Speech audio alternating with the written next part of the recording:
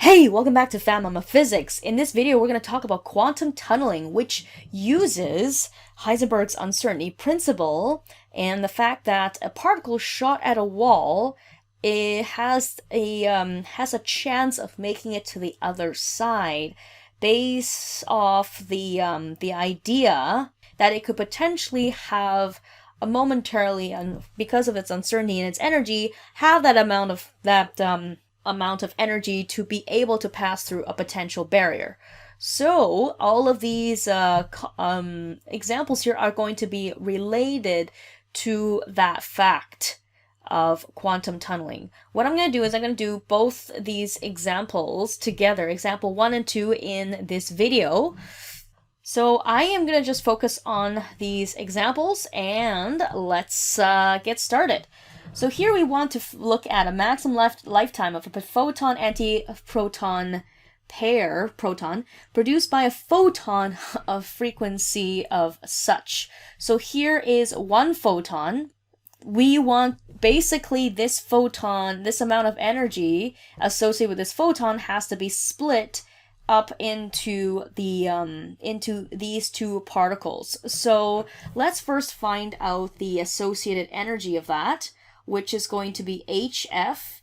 So that's going to be 6.63, which is the Planck's constant, times the frequency. I get 1.5249 times 10 to the power of negative 24 joules. And what we want to do is we want to compare it with the, let's see what is the amount of energy we need to produce this photon-antiproton proton pair. That's going to be equals to 2mc squared, since we have two of them, and the antiproton is going to have exactly the same mass of a proton. And using our data table, this is going to be 2 times 1.673 times 10 to the power of negative 27 kilograms times the speed of light squared, in which this is 3.0114 times 10 to the power of negative 10 joules.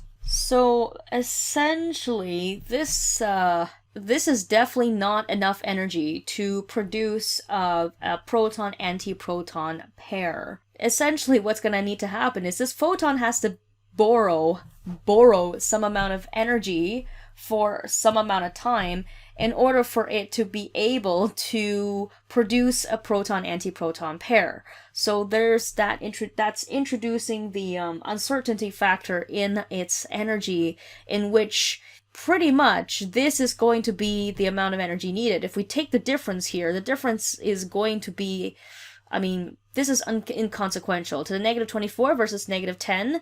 So essentially, we're going to use this energy, because if we take this, subtract that, that's going to give essentially this as the uncertainty in the energy needed.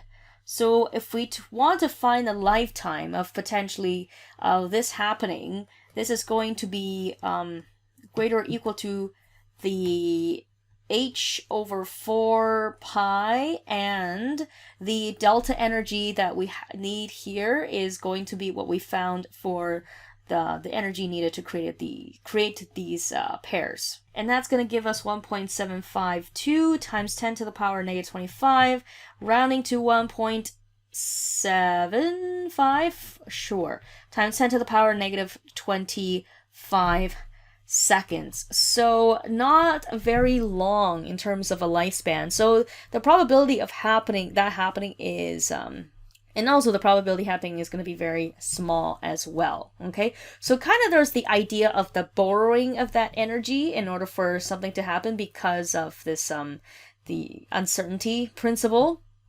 So that's kind of the idea. It's related to the fact that in quantum tunneling, these particles also borrow some amount of energy in order to bypass to get over the potential barrier. Okay, so let's keep moving forward for example 2. So a direct application here, an electron is known to be on one side of a barrier. So let's say this is the barrier.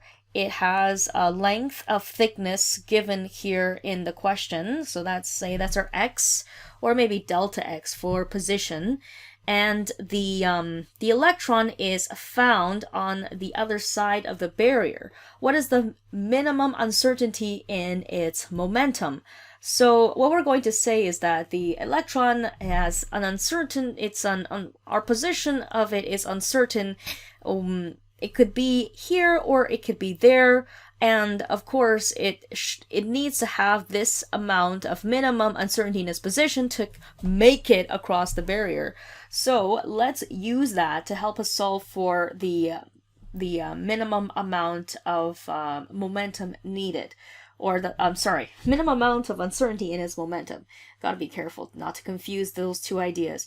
So here we go, h over 4 pi, and the uncertainty in its position here, we're gonna use as the barrier itself in order for it to get across. So this is 6.63 times 10 to the power of negative 34. This is Planck's constant, 4 pi and 4.7 times 10 to the power of negative 9 meters, which is going to be, I get 1.12 dot dot dot, or sure, let's just keep it as 1.12 because it rounds off that way anyways, negative 26 kilograms times meters per seconds. So there we go. That is the uncertainty in its momentum. Of course, if it's going to have a higher uncertainty, so there you go. That's the uncertainty in its momentum in order for it to have that amount of certainty for its position. So there you go. There is the momentum associated, the uncertainty in the momentum in which is needed for it to bypass this barrier. And keep in mind, it's not the momentum itself, it's the uncertainty in the momentum that is needed for this particle to be able to potentially be found on the other side of the barrier. Okay, so just be careful just not to confuse the uncertainty of the property that we're talking about versus the actual property itself, even though sometimes we make those approximations, but just to make sure it's clear, we only make those approximations. They're not actually the same thing. The uncertainty in the momentum is not the momentum itself. So hopefully we were able to take something away from these examples. I wish you the best of luck, and Fat Mama Physics signing out.